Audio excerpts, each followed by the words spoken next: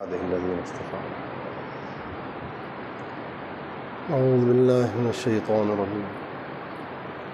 بسم الله الرحمن الرحيم.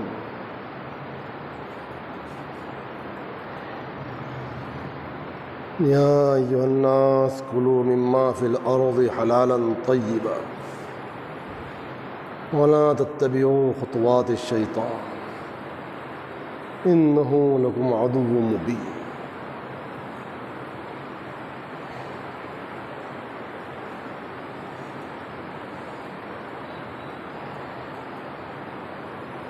إنما يأمركم بالسوء والفحشاء وأن تقولوا على الله ما لا تعلمون. صدق الله مولانا العظيم.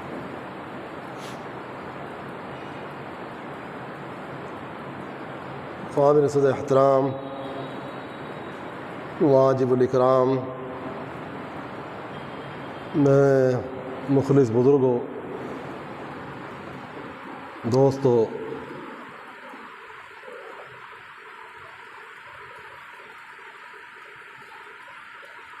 اللہ تعالیٰ جل شانہ عم نوالہ قرآن عزیز میں فرماتے ہیں، اے انسانوں، وہ چیز کھاؤ جو حلال ہے، پاکیزہ ہے، اور شیطان کے نقش قدم پر نہ چلو، وہ تمہارا کھلم کھلا دشمن ہے۔ تم کو بری باتوں کا حکم کرتا ہے اور بے حیائی کے کاموں کا حکم کرتا ہے، اور اس بات کا حکم کرتا ہے کہ تم اللہ پاک کے متعلق وہ باتیں کہو جن کو تم نہیں جانتے۔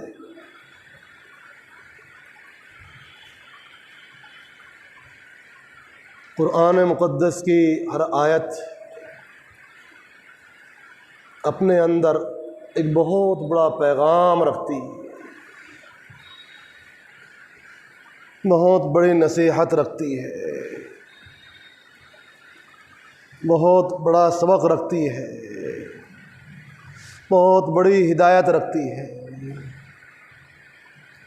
ایک آیت پر ہی انسان کا عمل ہو جائے تو تمام زندگی کے لیے وہی کافی ہے۔ ایک آیت کو بھی انسان اگر صحیح سمجھ لے اور پختہ ارادہ کر لے کہ مجھے عمل کرنا ہے، تو انسان کی بھلائی کے لیے، اس کی خیر کے لیے، اس کی برکت کے لیے، اس کی ہدایت کے لیے، اس کی نجات کے لیے وہ ایک آیت ہی کافی ہے۔ قرآن پاک ہدایت نامہ ہے، جہاں سے کھولو، جہاں سے دیکھو، جب انسان اس کو غور سے پڑھتا ہے، سمجھتا ہے، تو ہر آیت میں سے ایک عبرت کی بات، ایک بصیرت کی بات، سمجھ کی بات، انسان کے لیے ترقی کی بات سامنے آتی ہے۔ قرآن پاک کھولا تو یہ آیت سامنے آ گئی، جی چاہا کہ یہی آیت کچھ سمجھا دوں، آپ کی برکت سے ہمیں بھی کچھ توفیق ہو جاتی ہے۔ تو اگر سننے والے غور سے سنتے ہیں تو اس کا فائدہ سنانے والے کو بہت ہوتا ہے، اور ان کی برکت سے اس کا بھی کام بن جاتا ہے۔ نامعلوم ایسا کون مخلص بندہ بیٹھا ہو تو اس جذبے سے آیا ہو کہ وہاں جو بات ہوگی غور سے سنوں گا اور انشاءاللہ عمل کروں گا، اس کے اخلاص کی برکت سے اپنا بھی کام بن جائے، اللہ پاک خود کو بھی توفیق عطا فرما دے۔ عمل کے ارادے سے ہی انسان کو سننا چاہیے۔ قرآن پاک کی بات عمل کے ارادے ہی سے ہی سننا چاہیے۔ یہی مقصد ہے جمعہ میں حاضری کا، کہ اللہ کے دربار سے، دربار الہی سے کوئی ہدایت کی بات لے کر جائے۔ خالی 2 رکعت پڑھنے کے لیے آیا بھاگا، یہ مقصد نہیں ہے۔ جمعہ تو جامع الجماعات ہے۔ جمعہ کے دن جو خاص اللہ کی رحمت برستی ہے مؤمنوں پر، اس کو لینے کے لیے آنا چاہیے۔ خاص اللہ کی جو رحمت برستی ہے جمعہ کے دن ایمان والوں پر، کیونکہ جمعہ تو تمام ہفتے کے ایام کا سردار ہے، اور اس دن میں ایک ساعت اجابت بھی ہے، قبولیت بھی ہے، تو اس قبولیت کی گھڑی کو تلاش کرے نا انسان، کہ وہ قبولیت کی گھڑی مجھے مل جائے۔ اگر اعلان ہو جائے کہ اس میدان میں کہیں ہیرا چھپا ہوا ہے، سونے کی ڈلی چھپی ہوئی ہے، تو ہر انسان پورا ریت چھان ڈالے گا کہ وہ سونے کی ڈلی مجھے مل جانی چاہیے، وہ ہیرا میرے ہاتھ میں آ جانا چاہیے، ہوگا نا؟ ہر انسان جان توڑ کوشش کرے گا کہ یہ ہیرا میرے ہاتھ میں آ جانا چاہیے، یہ سونے کی ڈلی میرے ہاتھ میں آ جانا چاہیے۔ تو جمعہ کے دن بھی ایک سونے کی ڈلی ہے، ایک ہیرا ہے، موتی ہے، ایک کوہ نور ہے، وہ چھپا کے رکھا ہے اللہ پاک نے۔ کون ہے جو اس کو تلاش کرے، اور کون ہے جو اس کو حاصل کرنے کے لیے بھاگے اور اس کو پالے، اس قبولیت کی گھڑی کو پالے، اس ہدایت کی گھڑی کو پالے، اس میں اس کو ہدایت حاصل ہو جائے۔ جس وقت میں انسان کو ہدایت حاصل ہو جائے وہی اس کے لیے سونے کی ڈلی ہے۔ جس وقت اس کی طبیعت پر کسی دینی بات کا اثر ہو جائے اور اس کا دماغ خرافات سے ہٹ کر، خطوات شیطان سے ہٹ کر، شیطان کے طریقوں سے ہٹ کر ہدایت کی طرف مڑ جائے، وہی وقت ہے بس انسان کے لیے کہ زندگی کا سب سے عمدہ وقت۔ دعا کریں کہ اللہ پاک وہ وقت ہمیں نصیب فرما دے کہ ان اوقات میں اللہ پاک نے وہ ساعتیں بھی مضمر رکھی ہیں۔ اعلان کر دیا، یہ دیکھ رہے ہیں کہ کون ہے جو ان کرامت کی چیزوں کو، سعادت کی چیزوں کو حاصل کرنے کے لیے دوڑتا ہے۔ اللہ پاک نے فرمایا، اے ایمان والو، حلال طیب کا استعمال کرو۔ حلال وہ ہے جو فتوے کے اعتبار سے حلال ہو، اور طیب وہ ہے جو تقوی کے اعتبار سے حلال ہو، اور اونچا درجہ ہے طیب کا، حلال سے بھی اور اونچا ایک درجہ ہے۔ بعض دفعہ فتوے میں گنجائش ہوتی ہے ایک چیز کے استعمال کی، مگر تقوی یہ کہتا ہے کہ اس کو چھوڑو، تو یہ اس سے بھی اونچا مقام ہوا۔ اگر ہم فتوے پر عمل کر رہے ہیں تو یہ ہمارے لیے یہ بھی کم نہیں ہے، بہت بڑی بات ہے، ورنہ لوگ کہاں پرواہ کرتے ہیں، پرواہ ہی نہیں کرتے۔ اندر سے ایمان بنا ہوتا تو پرواہ بھی کرتے، اندر سے یقین بنا ہوتا تو پرواہ بھی کرتے، اللہ کا خوف ہوتا تو کچھ حیا بھی کرتے۔ جب انسان کے اندر اللہ کا خوف نکل جاتا ہے تو پھر وہ پرواہ نہیں کرتا، اللہ کی محبت نکل جاتی تو پرواہ نہیں کرتا، جو چاہے کرو، پھر اس میں اور ایک حیوان میں کوئی فرق نہیں رہ جاتا۔ اسی لیے مشہور ہے، اذا فاتک الحیا ففعل ما شئت، جب حیا نہیں رہی تو جو چاہے کرتا رہے، اس کو معلوم ہی نہیں ہوتا کہ وہ کیا کر رہا ہے۔ اللہ پاک نے فرمایا کہ حلال کا استعمال کرو، پاکیزہ چیز کا استعمال کرو، اور اس کے لیے محنت کرو، اس حلال اور طیب لقمے کو حاصل کرنے کے لیے محنت کرو۔ اس کے لیے وقت لگاؤ، اس کے لیے وقت لگاؤ، زراعت میں، کھیتی میں، تجارت میں، صنعت میں، یہ 3، اور اس کے علاوہ بہت سارے ذرائع ہیں جس اللہ پاک نے جو ذریعہ جس کے لیے آسان بنایا ہو، اس کو الہام کیا ہو کہ آپ اس طریقے سے حاصل کرو، اس میں وقت لگائے۔ زراعت کرنا یہ بہت اونچا عمل ہے، کھیتی باڑی کرنا بہت اونچا عمل ہے بھائی، بہت فضیلت کا کام ہے۔ رسول اللہ صلی اللہ علیہ وآلہ وسلم نے ایک موقع پر ارشاد فرمایا کہ جو شخص کوئی درخت لگاتا ہے، کوئی پھلدار ہو یا غلہ وغیرہ کا ہو، جو بھی انسان اس کو استعمال کرتا ہے یا کوئی جانور اس کو کھاتا ہے، تو اس کا وہ درخت لگانا عبادت بن جاتا ہے۔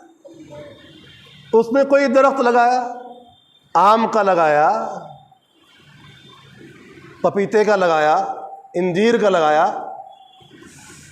اس نے غلہ بویا، اناج بویا، چاول بوئے، تو انسان استعمال کر رہے ہیں، کتنا بڑا فائدہ ہو رہا ہے۔ اگر کوئی جانور ویسے بھی کھا کے چلا جاتا ہے تو بھی آپ کے لیے ایک صدقہ ہے، ثواب ہے۔ آپ نے تو نیت تو کی نہیں تھی، آپ تو اڑا رہے تھے اسے، مگر اس کی قسمت میں تو ہے نا کچھ نہ کچھ، وہ آیا، بیٹھا، کھایا اس نے، اس کا بھی آپ کو ثواب ملتا ہے۔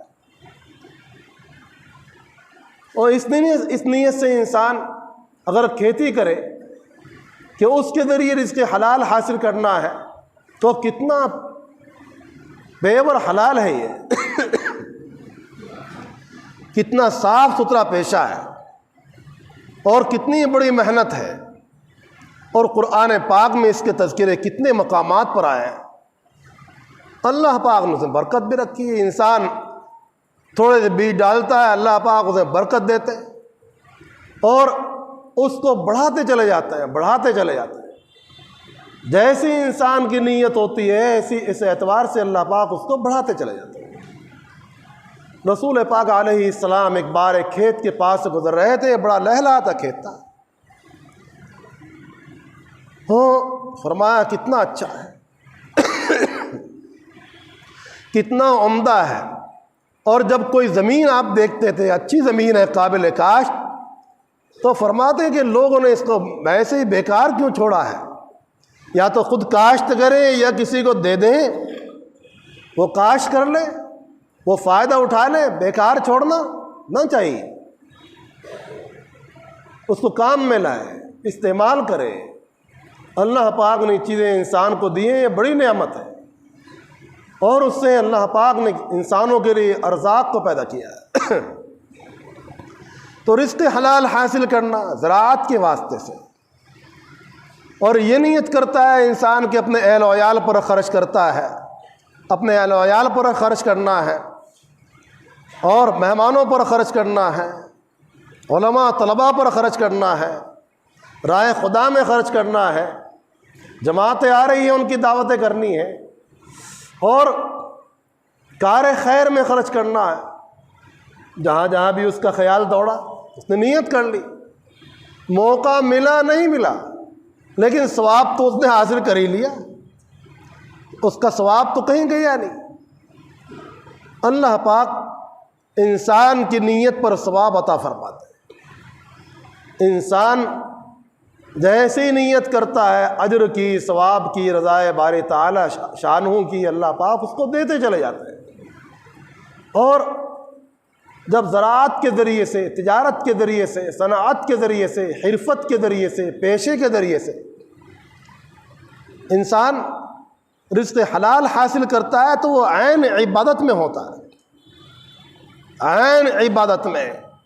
یہ کمانا عین عبادت ہے، اپنے لیے کمانا، اپنی اولاد کے لیے کمانا، اپنے اہل و عیال کے لیے کمانا، اپنے والدین کے لیے کمانا، اپنے متعلقین کے لیے کمانا، اپنے ضرورت مند انسانوں کے لیے کمانا، جب جانوروں کی خدمت کرنا بھی ثواب ہے، ایک روٹی کا ٹکڑا اس کو بھی آپ نے ضائع نہیں کیا، اس کو رکھ دیا کہ وہ کتا ہی کھا لے گا، فلاں جانور ہی اس کو کھا لے گا، آپ نے اس کو طریقے سے کسی جانوروں کو کھلایا تو یہ بھی عبادت میں شامل ہے، اس کی خدمت کرنا بھی ثواب ہے۔ تو انسانوں کی خدمت کرنا اللہ پاک نے، اور اللہ پاک کو یہ عمل بہت زیادہ پسندیدہ ہے، انسانوں کی ضروریات میں کام آنا، انسانوں کے اللہ کی مخلوقات کے لیے کام آنے کا عمل اللہ پاک کو بہت زیادہ پسندیدہ ہے، اور خوش قسمت ہے وہ انسان جن کو ان چیزوں کا الہام ہوتا ہے، ان کے دل میں یہ باتیں ڈالی جاتی ہیں، ان کو توفیق دی جاتی ہے۔ حلال کمانا بہت اونچا عمل ہے، اور اس کے لیے کوئی بھی پیشہ کرنا وہ اسلام کی نظر میں ہرگز ذلیل نہیں ہے۔ پیشوں کی بنیاد پر عزت اور ذلت کا کوئی تعلق نہیں، عزت اور ذلت کا تعلق تو انسان کے عمل اور بد عمل سے ہے۔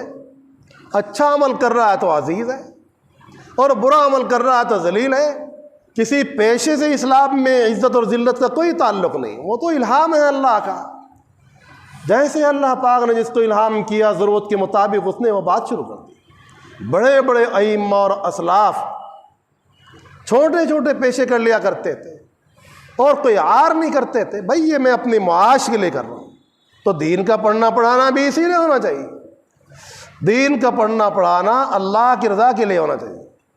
اور رہا معاش، ذریعہ معاش کے لیے تو اللہ پاک نے آلات کسب کو رکھا ہے، کمانے کے طریقوں کو رکھا ہے، اور یہ طریقے بتائے ہیں، وہ ایک الگ باب ہے۔ معاش کو اسباب معاش کے ذریعے سے حاصل کرے انسان، اور علم کو اللہ کے لیے حاصل کرے تو اس کا نفع، اس کا فائدہ کتنا عظیم ہو۔ اور ان حلال طریقوں سے انسان جو پھر لقمہ حاصل کرتا ہے، اس سے یہ نور پیدا ہوتا ہے، وہ بڑا عظیم نور ہے۔ اس سے انسان کو عبادت کا شوق ہوتا ہے، طاعت کا شوق ہوتا ہے، اور جس لقمہ کھا کر انسان کو گناہ کا شوق پیدا ہو جائے، خرافات کا شوق پیدا ہو جائے، اس کی طبیعت پر برے اثرات واقع ہوں، تو وہاں کھٹک جائے فوراً، خیر نہیں تیرے لیے، تیرے لقمے میں تیرے لیے خیر نہیں ہے، کچھ گڑبڑ ہے۔ ورنہ تجھ کو حلال کی توفیق ہوتی، اللہ کی اطاعت کی توفیق ہوتی، عبادت کی توفیق ہوتی، تو انسان کا لقمہ حلال نور پیدا کرتا ہے، نمازوں میں خشوع خضوع پیدا کرتا ہے، انسان کے دل میں تقوی پیدا کرتا ہے، اس کی آنکھوں میں سرور پیدا کرتا ہے۔ یہ ہے ایک مومن کا طریقہ، یہ ہے ایک مومن کا انداز جو تھا صحابہ اکرام کا انداز، انبیاء علیہ السلام کا طریقہ، اسلاف کا طریقہ۔ اس کو اللہ پاک نے فرمایا، اے انسانوں اپنے لیے کسب معاش کے ایسے پیشے اختیار کرو۔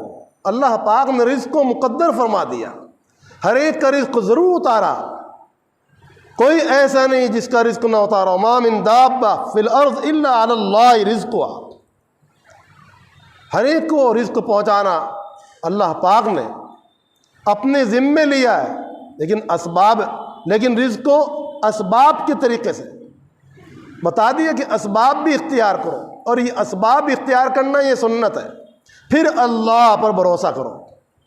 اگر ایسا ہوتا، اگر اسباب کی کوئی ضرورت نہ ہوتی تو صحابہ کرام نہ زراعت کرتے، نہ تجارت کرتے، نہ صنعت و حرفت کرتے، نہ اس کے لیے دوڑ دھوپ کرتے، نہ مجاہدہ کرتے، نہ محنت کرتے۔ وہ دین کو ہم سے لاکھوں گنا زیادہ سمجھنے والے تھے، ان کو قرآن و حدیث کا فہم ہم سے زیادہ حاصل تھا، مگر انہوں نے نبی پاک صلی اللہ علیہ وآلہ وسلم سے جو کچھ سمجھا اس پر عمل کیا۔ صحابہ کرام جو سنتے تھے اس پر عمل فرماتے تھے، اور ہم لوگ سنتے ہیں اور ٹال دیتے ہیں۔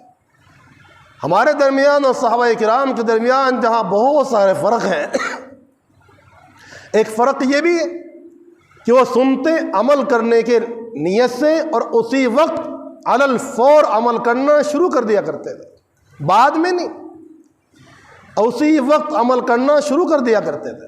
اور ہم لوگوں کی عادت کیا ہے کہ سننے کا مزاج بھی نہیں ہے، اور اگر سنا تو عمل کی نیت نہیں، اس لیے ساری زندگی معلوم ہوا کہ سنا تو اتنا تھا اور عمل کچھ بھی نہیں ہوا۔ صحابہ کرام کی عادت مبارکہ تھی عمل کرنے کی، اللہ پاک ہمیں بھی اس کی توفیق نصیب فرمائے۔ وصلی اللہ تعالی علی خیر خلقہ محمد وآلہ وصحبہ اجمعین۔